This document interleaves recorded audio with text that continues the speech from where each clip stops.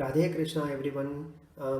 Today I'm here to show you because Krishna Janmashtami is upon us. I'm here to show you dry fruits laddu or in Kannada we call it Antina Unde. It is a very special unde that is made on several occasions. But in our house we tend to offer some dry fruits at the end for Dolotsavam at the end of each day. So I have collected all the dry fruits that I have offered and I'm making a laddu out of this. And since Janmashtami is upon us, I think it is a very timely recipe that I can show all of you. So what I have here is about two full fistful of cashews, two fistful of almonds, and then I have some pistachios, about a fistful of raisins, and about two fistful of grated coconut. And since this is a very special laddu, I have about 4 to 5 spoons of poppy seeds and 4 to 5 spoons of edible gum. This is called gond in Kannada. So this is an edible gum and this is the key ingredient for this, and that is why this laddu is named after this particular ingredient, because this is a gum. Gum is antu in Kannada, so therefore it is antina unde.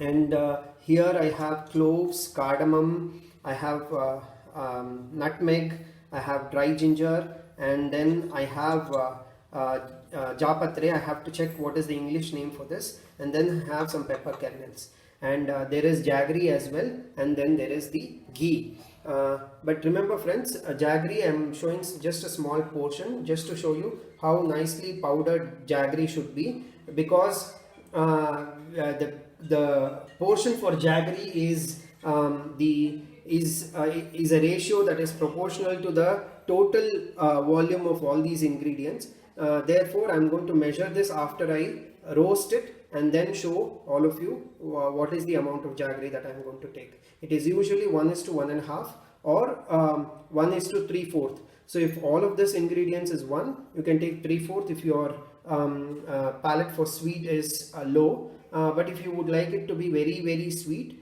then you can take it 1.5 times. So this is the simple logic behind this. Now I am going to roast all of these ingredients and powder it, and we'll go about making this laddu. So hi friends, for this dry fruits laddu we will start with gently roasting the grated coconut, because you want the coconut flavor to ooze out, and the only way to do that is through roasting.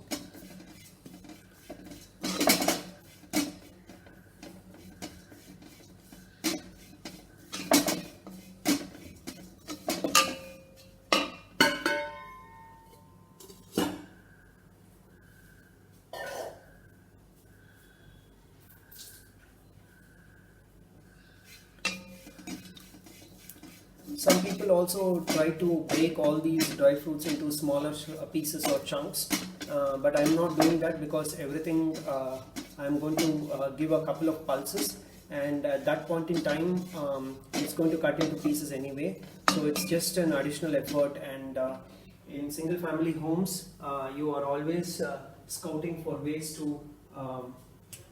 find shortcuts. So this is just about 5 to 7 seconds until you can feel it, until the coconut, grated coconut becomes slightly warm, and you can see the bottom of the pan starts to become very shiny. That means coconut is oozing out all of its oil. So that is when you have to stop roasting.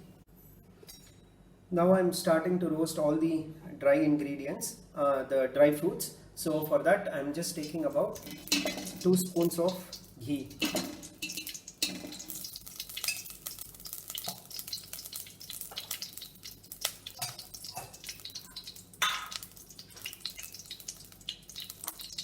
And please note that none of these ingredients need very high temperature, so it has to always be between low to medium flame. I would say low flame. So that is that. And now I am starting with the edible gum. So I am starting to roast that. It becomes like, it just kind of pops and almost becomes like popcorn and becomes huge chunks. which you will have to hand crush at some point. So so as you can see, it is now popping, and I'm going to turn it into a completely low flame. And the secret to this is you want this to be in smaller chunks. If it is very big chunks, then the center of the gum doesn't get roasted and become like a popcorn and crispy. So then what happens is, when you're eating the laddu, after you offer it to Krishna, it kind of becomes very chewy, and it sticks to your teeth and all of that. So it's very important that you make this into smaller chunks and take it out, so that the entire piece gets nicely fried in ghee. Otherwise, as I said, it becomes very chewy and the center doesn't get roasted, and you don't want that.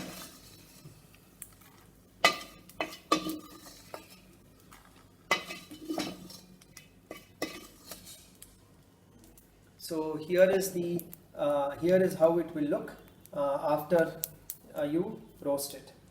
So I'm just taking this out. Now you need more ghee, therefore I'm going to add more ghee as and when needed.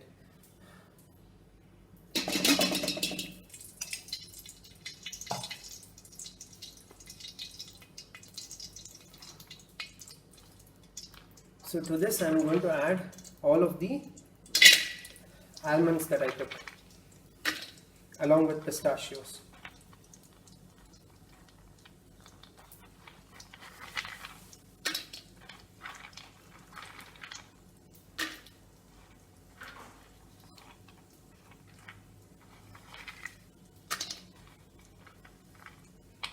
So for almonds and pistachios, you will need medium heat because they are quite resistant to heat.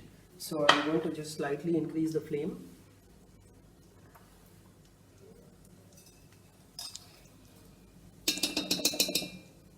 I'm adding more ghee because this requires more ghee. So I'm just going to roast all of these almonds on a medium flame for about 20 to 30 seconds.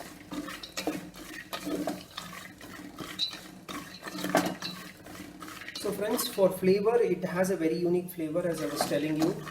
So please make sure that you're adding all of those ingredients like cloves and pepper and nutmeg and dry ginger and all of these, because it makes the laddu very healthy. And because it's monsoon season in India, we tend to make this during this time, and the season is actually changing. So that is when people fall sick and they catch flu and all of that. So it's a nice time to make this dish, because then with this laddu you can build more resistance into your system. So there's always a time and place to make a lot of these dishes that we make. So we just came out of a mango season, enjoying mangoes and then adding jackfruit on top of mangoes. So now we are entering into the festive season, starting with the Shravana Masa, and it has to fry nicely.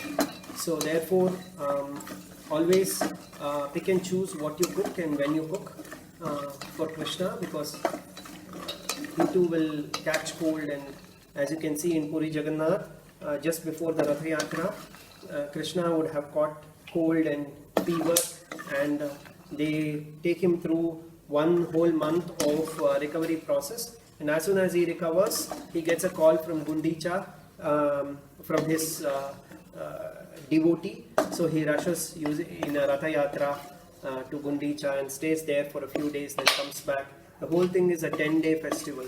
So I also want to remind you, you have to very gently roast almonds. If you are using whole almonds, as you saw, it will just pop. So please be careful when you are roasting almonds. And on top of this, I am adding cashews. So if it is too hot, then it will start popping and it might even splatter on you. So you have to be very. So I'm continuing to roast cashews until it becomes nice and crispy and changes its color to light brown. So keep keep on roasting it.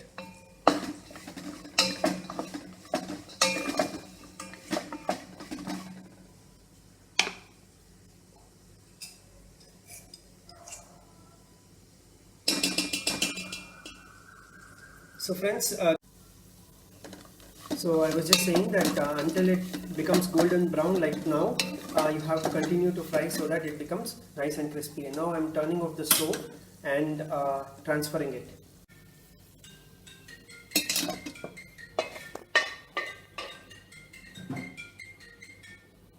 Hello? Hello?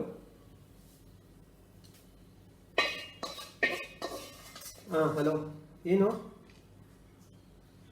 Phone ಮಾಡ್ಬಿಟ್ಟು ಮಾತಾಡಲ್ವಲ್ಲೋ?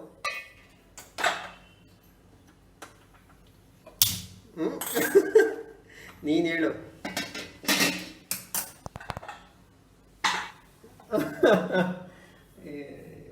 ಜೀವನನೇ ಹಾಕ್ಬಿಡ್ತಾನೆ ಸಂತೋಷ್, ಯಾರಾದರೂ ಹಾಕೋದು ಬೇಡ ನೋಡು. ಬೆಳಗ್ಗೆ ಬೆಳಗ್ಗೆ philosophy.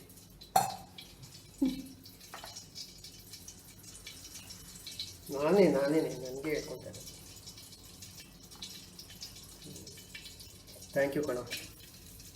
ಏನಿಲ್ಲ ಕಣೋ, ನೀನು ಯಾವಾಗ ಫೋನ್ ಮಾಡ್ತೀವಿಯಾ ಅಂತ ಫೋನ್ನೇ ನೋಡ್ತಾ ಇದ್ದೆ.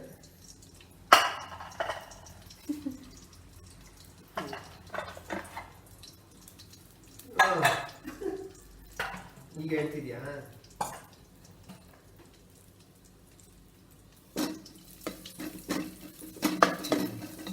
ಅಲ್ಲ, ನಾನು ಸುಮ್ಮನೆ ಕೇಳಿದೆ. I am not suggesting that at all. I am just asking you to just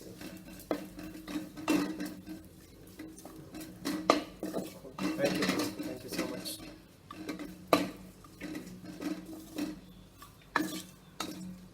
ಅಡುಗೆ ಮಾಡ್ತಾ ಇದ್ದೀನಿ ಕಣೋ. So friends, I am now starting to roast or fry rather raisins. People have different opinions about frying raisins in ghee. I generally fry all of the dry fruits. Some people do not fry raisins, they put it just like that, and I'm just doing it. So this is done now. Now let us see how to process jaggery. So friends, I just want to show you a quick recap. Here are the fried cashews and all of the fragrant spices that I talked about. And here I have dry coconut, almonds, raisins. And here is the edible gum that I showed you. And then some poppy seeds. Poppy seeds are something that I am not going to fry because it just sticks to the pan and you won't be able to actually withdraw it from the pan. So you just put just raw poppy seeds, and if you want you can just roast it for just a couple of minutes without ghee in a small like a ladle. Now coming to jaggery. Jaggery, I'm going to measure all of this in a cup, and then I'm going to take about 1:1 ratio. I talked about 1:3/4 and 1:1.5, but my aunt is suggesting that let us try with 1:1 ratio this time, so I'm just going to do that. Hi friends, in order to powder jaggery into a nice fine powder, what you can do is you can just crush the jaggery and just give it a couple of pulses in the mixer, and that is when you will get this nice smooth and soft texture of jaggery. I'll show you as I transfer. So it kind of will have a bit of sponginess to the whole thing. So this is how you want your jaggery to be.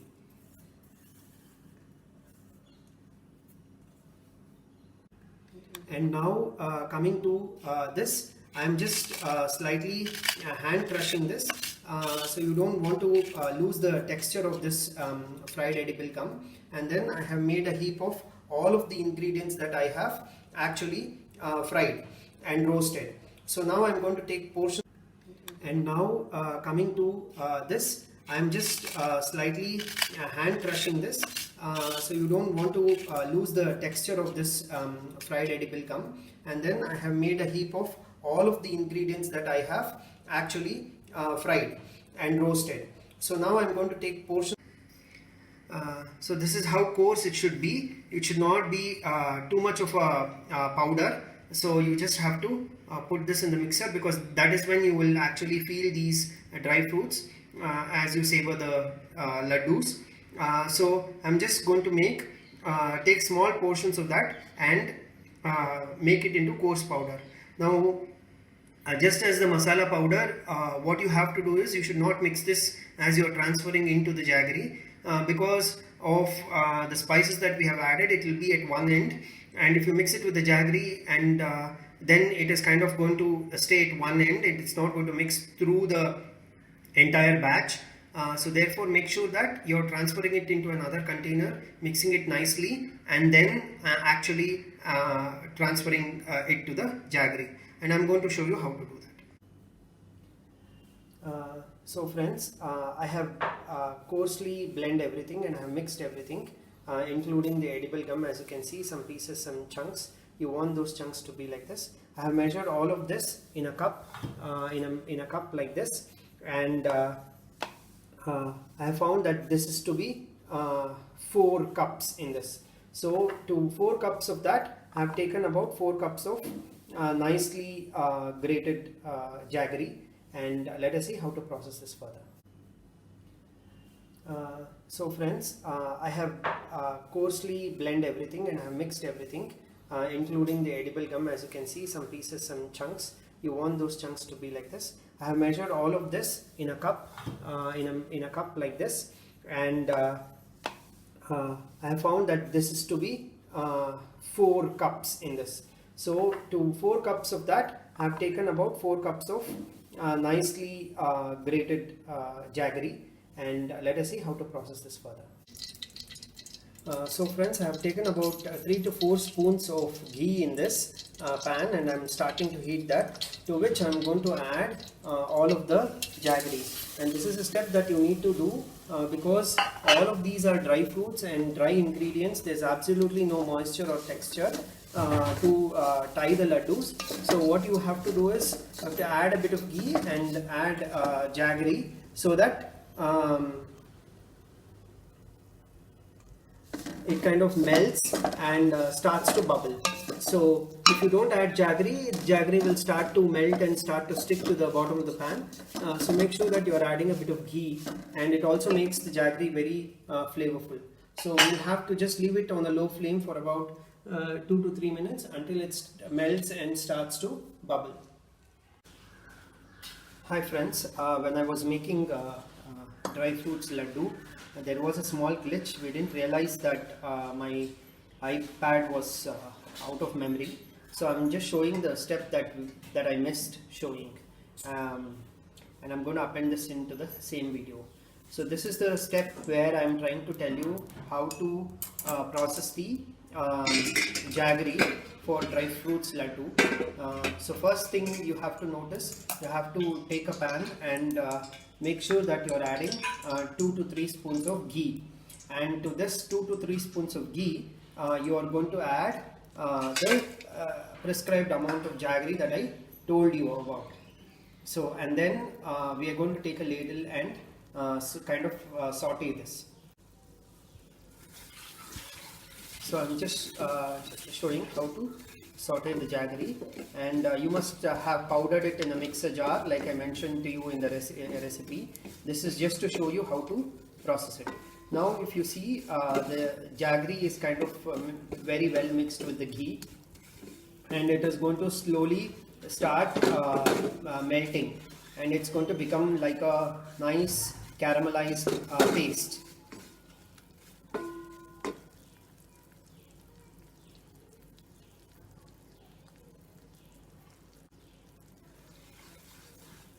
See, it's kind of nicely melting, and it's kind of sticking as well. So to this, what I was trying to say is, you just have to sprinkle a bit of water to this. So when you sprinkle a bit of water, that is when the jaggery is going to completely disintegrate. And since there is absolutely no amount of water that you have added prior to this, so all you have to do is allow the jaggery to bubble like this after adding a cup, just a sprinkle of water. And this is when you have to add all of the dry fruits and mix it well. So this was a step that that had missed out, in my earlier explanation. So I'm just showing to you. Hi friends, there was a small, I apologize, there was a small glitch in the video. I forgot to press record, but I'm going to explain the process. So what I did was I made sure that the jaggery is added to about 3 to 4 spoons of ghee, and then as I mentioned in my last step, I let it process for about 2 to 3 minutes, and then I sprinkled about 1 spoon of water so that the jaggery disintegrates and the bubbles start to form. As soon as the bubble starts to form, I added all of these ingredients. Now this is at a nice and mixed it nicely. And what I have done is I have pressed all of this, most of it on one end of the container, and I have taken a small portion. This I am doing simply to make sure that, because jaggery is very hot, you will not be able to tie laddus, and by doing so, what you can do is you can carve out small portions from this thing that you have processed at one end, and then start to tie the laddus, because you don't want to miss out on the heat that is there at this moment because of the hot jaggery. If you lose this, and you will not be able to tie the laddus, number one, and number two, you will also not be able to put it back on the stove and process it again, because jaggery kind of changes its state as you process it further and further. So you will kind of just have this fragrant powder of dry fruits. So please make sure that you are always following. This is true for bundi laddu, this is true for besan laddu, or any laddu that you are going to make. Always make sure that you are not losing out on the heat after you process and turn off the stove. Press everything to one end and carve portions. Hi friends, so this is what I mean. So now I am just carving portions, small portions, because this is very hot and you cannot use your hands to tie the laddus. Now I am just going to take a small portion like this and start to make laddus. You just have to go like this and keep on rotating to tie the laddu.